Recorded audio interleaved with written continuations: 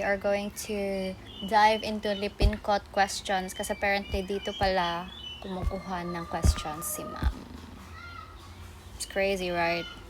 So, ngayon ko lang siya nalaman. I don't know if it's really true, pero nakita na isa ka question. So, probably I'm gonna study here a lot na, especially for pedia. Daghan pod og concept sa pedia.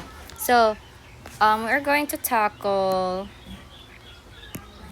postpartum client with complications. So, motong mga complications atong makita diri, endometritis, daghan kay endometritis facts. So, I was thinking na ako siyang i-flashcards, but like, ang tagal ko mahimo. So, I just realized na if you click ni Nemo, it go right into the rationale.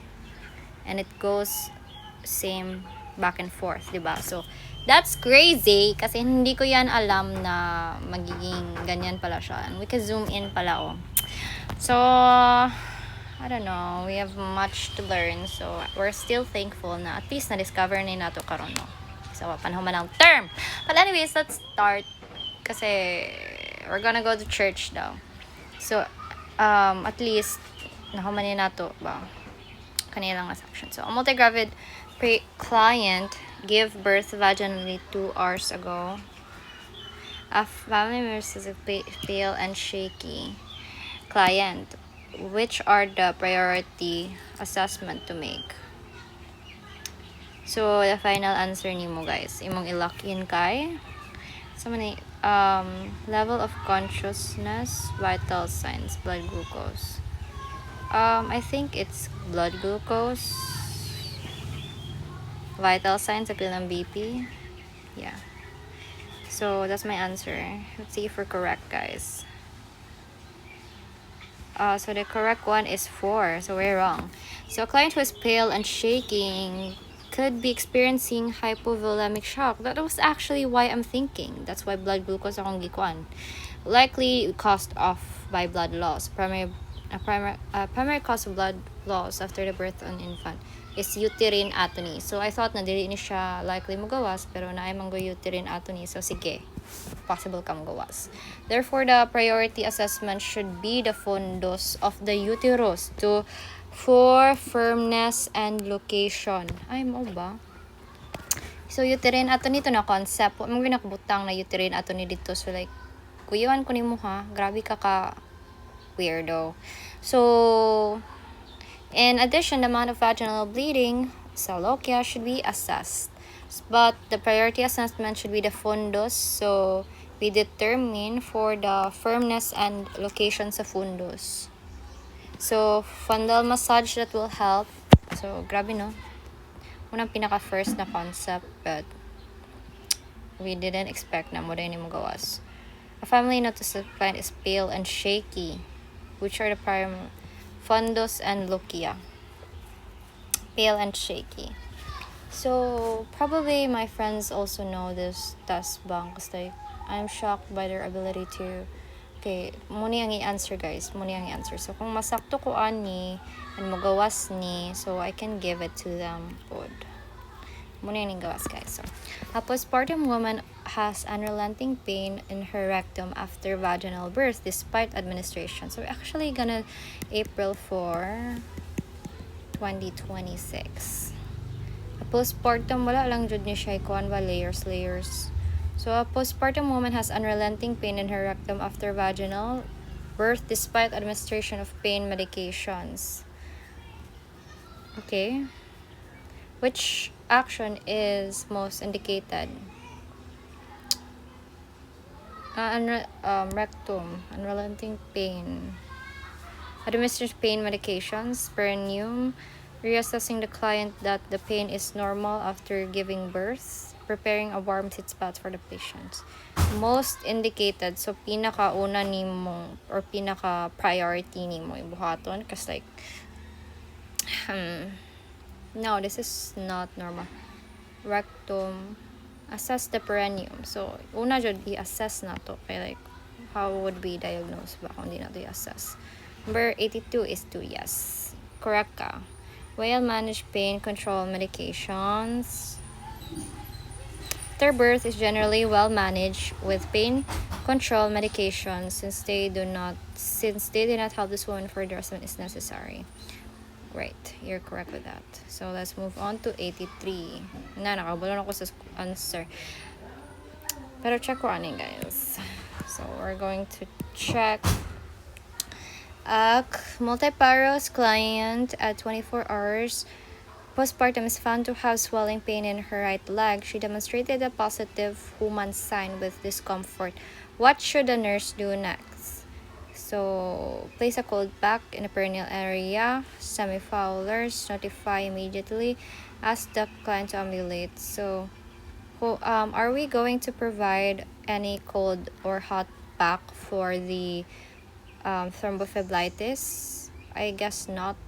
But the answer is we are going to notify the primary care provider immediately.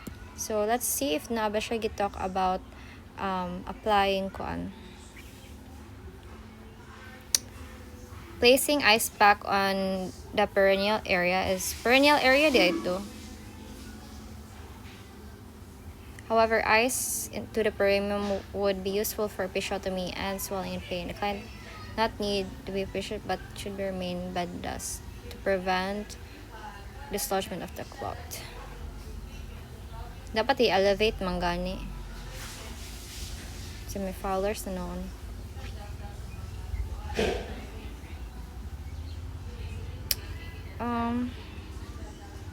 Wala ko kay kuan nga kita nga sa right leg man perineum lagi yung talk about. So prophylactic heparin therapy is prescribed to treat thrombophlebitis in a multiparous client who gave birth 24 hours ago. After instructing the client about the medication, the nurse determines that the client understands the instructions when she states which effect as the purpose of the drug. So, what's the purpose sa heparin therapy? So, it's to prevent further blood clot formation. Parang hindi ko na need siya i-check, but for the sake of checking. So, happy prescribe? Yeah, 84. 85. While caring for a postpartum client who is receiving treatment with bed rest and intravenous heparin therapy for deep vein thrombosis, the nurse should contact the clients immediately if the client exhibits dyspnea. Yeah, diba? 2. Yeah, major complication of the is embolism, so imo na jud na siyang kuans. Cough accompanied hemoptysis. Unsa ni hemoptysis? Comment down below na lang kay ko balon sana. Okay. So, check na tayo dyan. Oh my gosh, kakita na po ko sa answer sa number 86. But that's okay. Premier request 3 days for starts to be discharged on heparin therapy. After teaching her about possible adverse effects of heparin therapy, the nurse determines the client needs further instruction when she states that adverse includes slow pulse. Wala ko kabalo nga unsay adverse effects of heparin therapy kay wala na ako nag-appeal sa flashcards.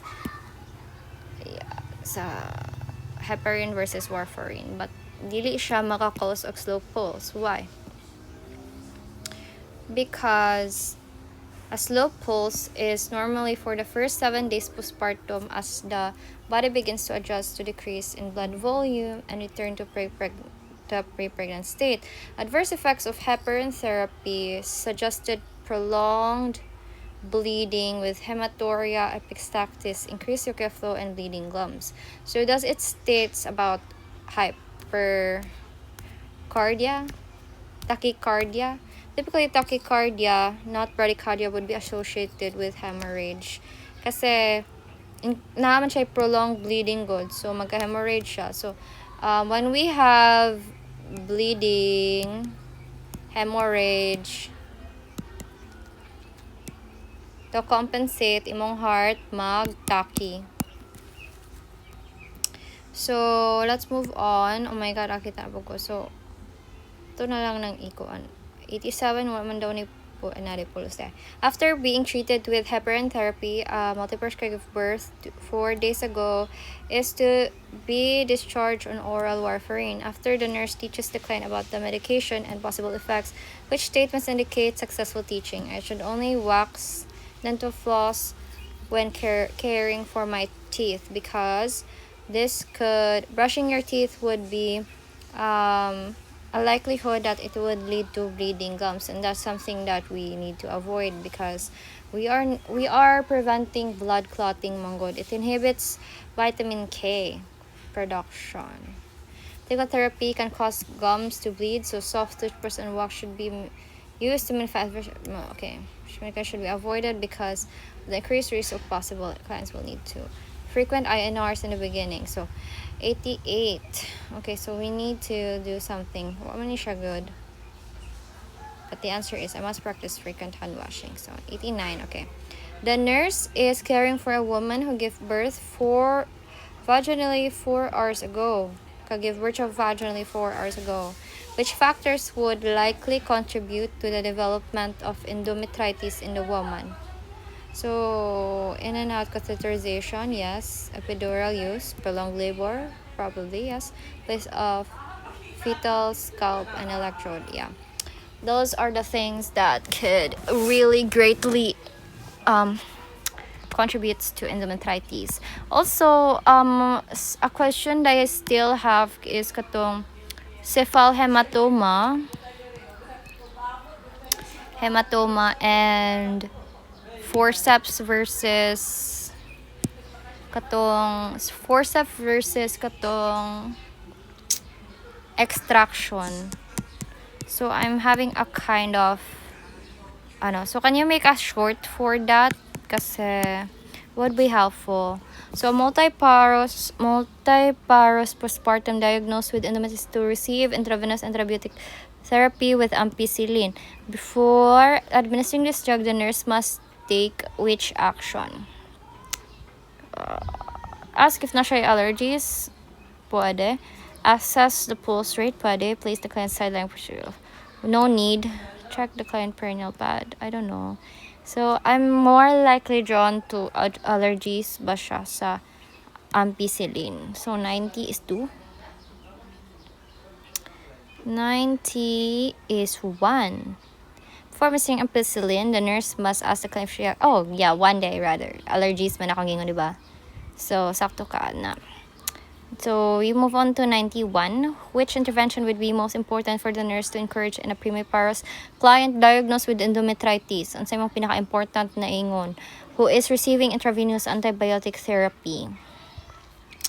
Discontinue breastfeeding, maintain bed rest and semi-flush, restrict visitors to prevent contamination, ambulate to the bathroom frequently. Kung naka-endometritis, ang sa man imong iingon sa ang sa man important na ingon sa patient sa imuha. I think semi-Fowler's position restrict. I think 91 is 3. Yeah, the nurse should encourage the client to maintain semi-Fowler's, which promotes comfort and facilitates drainage. It can make the client extremely uncomfortable and fatigued, so ambulation during the is not as important. So, I feel like kani mo gawas jud niya. I'm pretty sure na endometritis nakakause siya og infertility ba to? Yeah, and also mo siyang ipas sa Fowler's position. I know that double labas. 92, which measure would the nurse expect to include in the teaching plan for a multiparous client who gave birth 24 hours ago and is receiving intravenous antibiotic therapy for cystitis. Okay, cystitis, lahi siya sa tanan. But, cystitis and pyelonephritis leads to pyelonephritis. So, which measure should the nurse expect to include in the teaching plan for multiparous clients who gave birth 24 hours ago and is receiving intravenous antibiotic therapy? What? Okay, so answer akong teaching plan for na people with cystitis. Limit fluid intake. Why would you do that? Empty the bladder every 2 to 4 hours. I don't know. Washing the perineum and provide. Okay, pwede. Avoid intake. It's okay. I'm gonna go with 3. One ang answer. So, I'm gonna note sa mali na to, diba? 93, we are mistaken. 92, di ay. 92, wait. What is happening? 92 is... Sakto, manggoro ka. Kay 92 man dito. Wala ang 93 na question. 92, akong gi-answer no kay... okay. Emptying the bladder every 2 to... Mali gihapon ko kasi dapat na to. I-empty the bladder every... Basta na kay cystitis, i-empty ni mo ang bladder. Why? Comment down below, charis. I-empty ni mo ang bladder every 2 to 4 hours while awake to keep the bladder empty. Kasi... She should maintain dapat pod intake. So the client should wear cotton underwear. Dili necessary mag povidone iodine after voiding kay mabasa-basa charing. Dili necessary, dapat okay ra tubig. So plain water is sufficient to keep the perineal area clean, diba? I told you. 93. A previous client diagnosed with cystitis again at 48 hours postpartum. He is receiving intravenous ampicillin. Asked the nurse, "Can I still continue to breastfeed my baby?" Ambot nimo. So, wa man siguro kay problema kung na kay cystitis and mag-breastfeed ka unless mag-inom ka drugs na makakause og kanang harmful effects makakause sa milk barrier. So you will need to modify your technique by pumping. No, I wouldn't say that. So balik sa tayo. You will need to discontinue I don't know, antibiotic therapy ba kay maka-harm sa baby. Alternate your breastfeeding with formula. You can continue as long as you... Okay, so I will go with 1. Lol. Yeah, the client can continue to breastfeed. Continue should be submitted only by the client's discomfort and malaise. Are chosen carefully so they do not affect the neonate through breast milk. Sulfonamides, nitrofurantoin, and cephalosporin are not prescribed for breastfeeding mothers. So, okay, mag-ask ko sa imo guys, comment down below if nakabalo ka. Remember pa kaani na mga concepts. So, what drugs is bawal nimo drink sa mama ay antibiotics lang. So, example niya is sulfonamides and sulfonamides sila kung nabalan. So, 4 days after a vaginal birth, a client has excessive lochia with clots. The HCP prescribes Cobuprost intramuscularly. Which statement by the client reflects the need for more teaching about Cobuprost? We can't counter any medication, but this medication sometimes causes hypotension that leads to dizziness. 94. What is Cobuprost, guys? Sakto ko. May cause hypertension, not hypotension. So, hindi ko alam pero chalagmaan na ko siya na ang Cobuprost kay dili siya makakause og hypotension but hypertension. So more commonly Cobuprost is a synthetic prostaglandin. So hypertension mga prostaglandin. So okay. 95 question. Daghan na ba ani? Uy, karon sa man ta mahuman ani guys. So mahuman ta 106. Sa 95 na ta kapit na ta mahuman. Yes, mag-ilis na ko. Char. During the first hour postpartum assessment of a multi-part client who gave cesarean birth to a neonate weighing soft fundus with excessive lochia rubra. So kana sa ganito nga days ka magkaroon ng so lochia rubra is first day, so 1 to 3 days. The nurse should include which interventions in the client's care plan? During the first or postpartum assessment of a multi-part client who gave birth to a neonate weighing reveals a soft fundus with excessive lochia rubra. The nurse should include which interventions in the client's care of plan? Administration of intravenous oxytocin, placement of the client in a side-lying position, rigorous fundal massage every 5 minutes, Preparation for an emergency hysterectomy. What? Hindi ko alam ha. Hindi ko alam.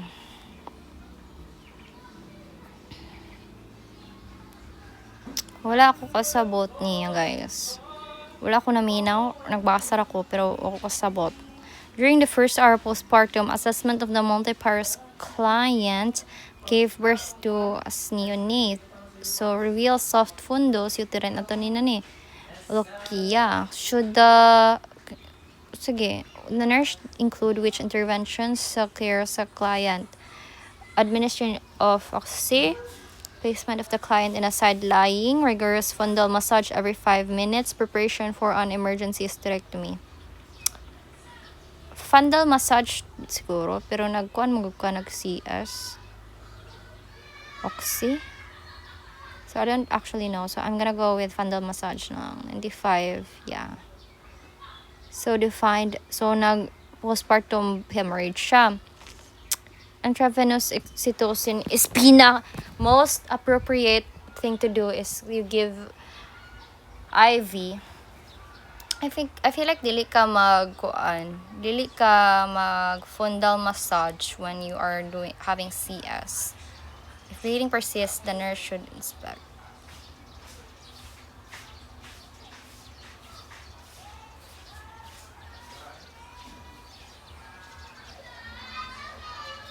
Rather than gentle massage,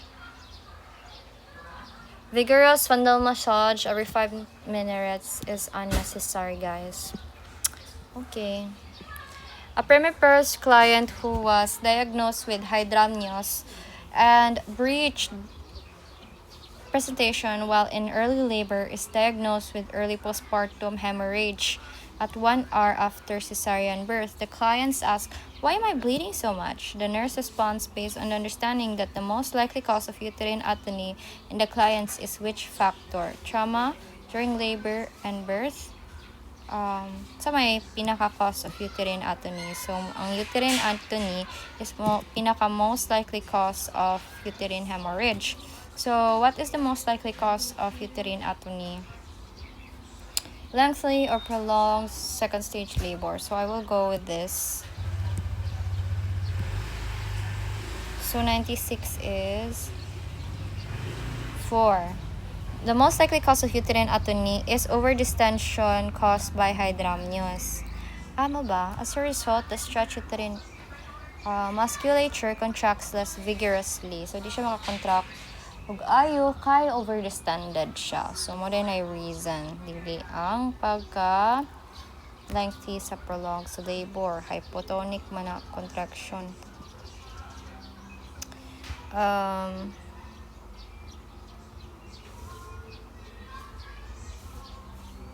Rapid labor dahil makakos og uterine atony, dili slow nga labor.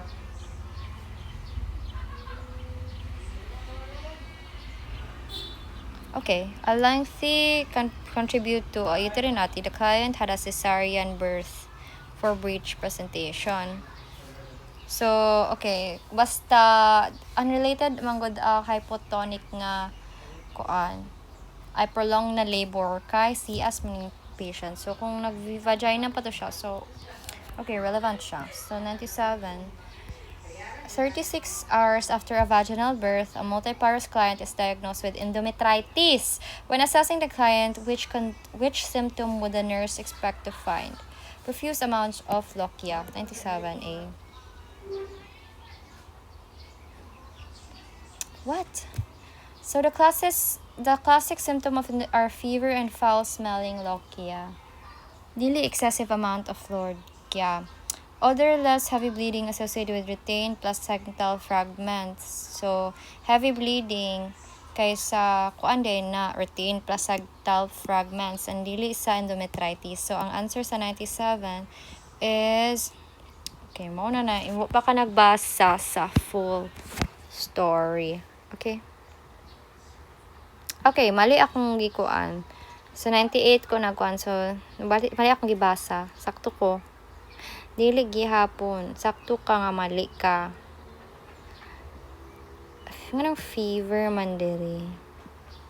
symptom would the nurse find? Nganong fever? Pero ang gi-answer dire is fever and heavy. Okay. Fever and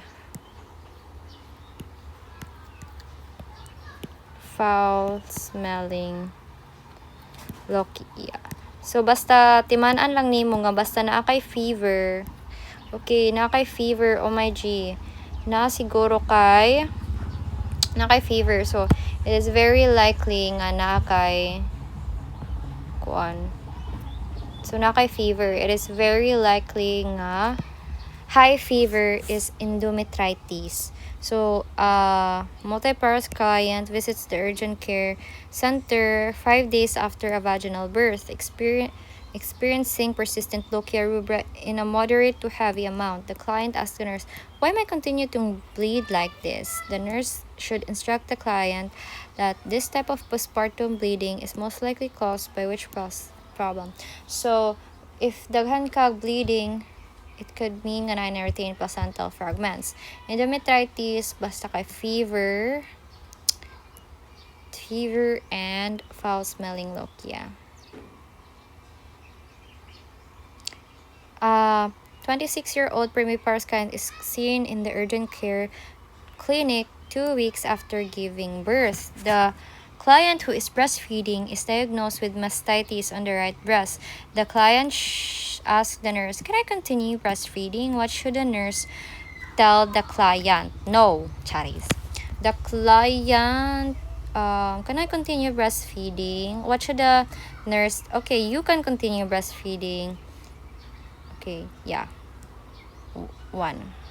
You can say to the nurse 1. Yeah. So, naabot lagi siya Down syndrome. After teaching the client which statements indicates the need for is abnormality that can result from missing chromosome, sakto man. Diba? Caused by an extra chromosome. So, Down syndrome, deke extra chromosome. So, extra special. Bantog siya special child. So, not kulangan. So, a 15-year-old primiparous client is being cared for in the hospital birthing center after vaginal birth of a viable neonate. Is being placed for adaptation through a social 4 hours postpartum. The client, if asked breastfeed, which response would be most important? I think we should ask. I'll bring the baby for you to feeding. So, dili man gud siya ang mama. So,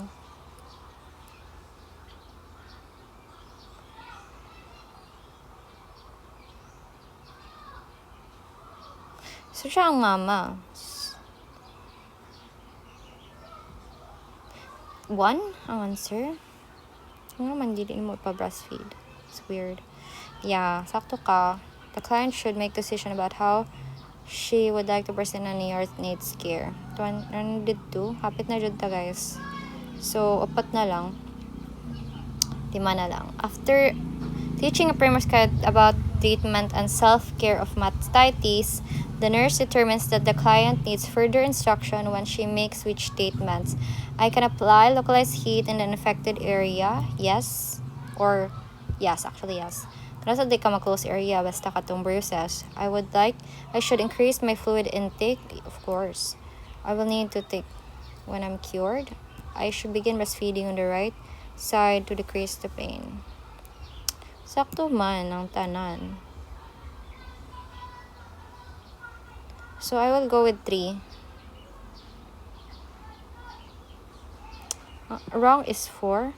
The client needs further instruction which says that she should begin to decrease pain. Starting feeding on the unaffected can stimulate the mate eject in the right and thereby decrease the pain. Ha? So, abi na kog mag-una ka sa affected side. Nabuang naman ka eh. The client needs reach when she says that you should feeding on the right to decrease the pain. Starting on the unaffected side can stimulate the milk ejection reflex on the right and therefore decrease the pain. So, ang sakto day sa mastitis kaysa other side ka magkuan sa unaffected side.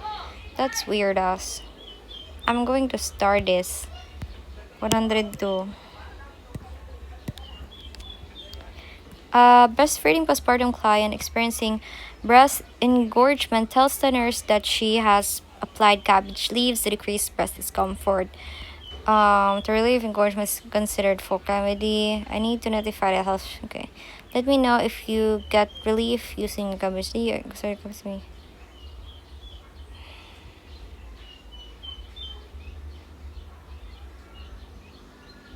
So, di siguro kay effective siguro ng treatment. Yeah, yeah. Stick nursing honors the client's preference for safe alternative. Use stuck into the bra is an alternative practice that may relieve pain from engorgement. Okay, sakto man siya. Let me know. Ay, 104, 103. Yeah. Okay, the answer to ani is kani. It is unusual for some mothers to feel depressed after the birth of a baby. I'm going to contact your healthcare provider. So, during a home visit who gave birth, I have been crying a lot. It's not unusual. Also, sakto yung giingon. It's not unusual man, ma'am. After, I'm going to contact your healthcare provider. So, kanang imuhang siyang, dili mo siya ipaano siyang feelings ba, but imo siyang i-confirm nga normal. Ilana jud siya, ma'am. Na jud maka-feel gid ana. So, a teen client who is in 1 week postpartum is concerned about the possibility of postpartum depression because she has a history of depression, which comment by the client would indicate that she understood the nurse teaching about postpartum period and her risk for postpartum depression. Sleep should not be too much of a problem. Since I'm breastfeeding, I can eat all the food I want and not feel fat. I'm feeling guilty or not capable of caring. So I feel like kani. I'm going to give the baby the best care. Okay, yeah. 103. 153. So last question. A multi-gravida prenatal client with a history of postpartum depression tells the nurse that she is taking measures to make sure that does not suffer that complication, including taking St. John's wort. What is the most important assessment the nurse take? Current medication, fetal growth, liver functions. Liver function. 3. 1. Use to treat mad depression. Interacts with many medication, making them less effective. So the answer is 1. Current medications. Okay, St. John's wort interacting with other medication, depressive, antidepressive, and St. John's wort. But with other medications, it can lead to less effectiveness. So that will be all. Thank you.